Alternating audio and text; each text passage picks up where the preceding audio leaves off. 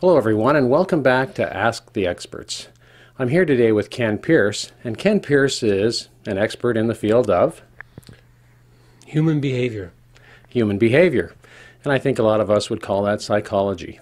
Now, in the end, Ken, one of the reasons we take the time to talk to experts sort of in their local market is to get people to understand really what it is you do and sort of, what goes on with a psychologist. Now, of course, I know, you see a bunch of different types of people and, whether you call them clients or patients, and, probably our audience would think patients, but, you might have probably a little bit of a different take on that. But what I want to do is sort of go through a series of questions, that you may get asked.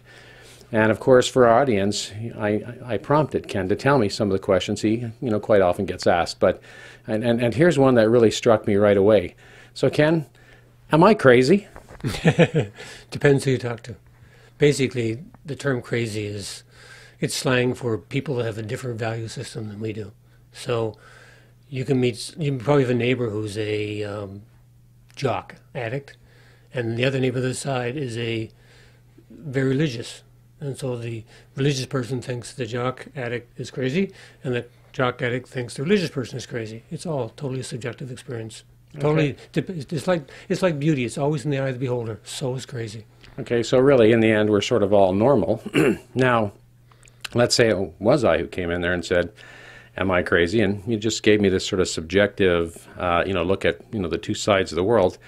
But let's say I still doubted myself. What's one quick, simple exercise you could sort of give me to help me, I guess, gain some perspective on that myself?